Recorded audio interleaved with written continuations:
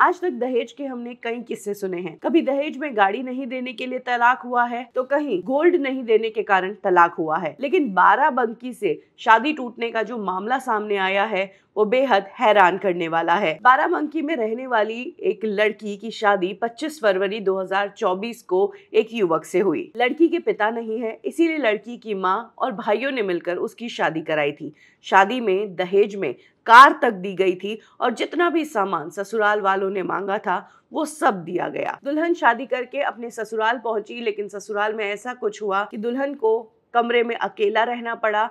और तो और किसी ने दुल्हन को चाय तक नहीं पूछी और शादी को 2-3 महीने हो गए, उसके बावजूद आज तक दुल्हन की सुहागरात नहीं मन पाई। बताया जा रहा है कि इसके पीछे दुल्हन की सास है। दुल्हन की सास ने दुल्हन की सुहागरात इसलिए नहीं मनने दी क्योंकि दुल्हन के दहेज में रजाई नहीं आई थी। दुल्हन ने अपनी शिकायत में कहा है कि शादी वाली रात वो दूसरी मंजिल के कमरे पर 10 बजे तक अकेली बैठी रही। उससे किसी ने चाय तक नहीं पूछा। ठंड का समय था, जब उसने रजाई मांगी तो किसी ने उसे रजाई भी नहीं दी। फिर लेट नाइट दुल्हन का पति ऊपर कमरे में आया रजाई लेकर और वो खुद ही रजाई ओढ़कर सो गया। पति ने दुल्हन से कहा कि तुम भी सो जाओ, कल बात करेंगे। दुल्हन ने अपनी शिकायत में बताया कि इसके बाद भी 2-3 दिन तक वो पति के साथ सोई, लेकिन पति ने उसके साथ सुहागरात नहीं मनाई। और उसके बाद पति मोहल्ले में ही उसका बड़ा भाई रहता है, उसके घर चला गया और 4 दिन बाद वापस लौटा। और वापस लौटते ही पति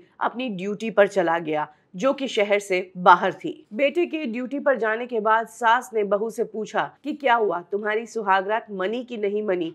तो इस पर बहू ने कहा कि आप अपने बेटे से ही पूछिए। तो इसके जवाब में सास जोर जोर से हंसी और बोली कि मुझे पता है, मेरी मर्जी के बिना मेरा बेटा कुछ नहीं करेगा। सास ने आगे कहा कि तुम्हारी माँ ने टीवी दिया होता तो हम दोनों सास बहू बैठकर टीवी देखते।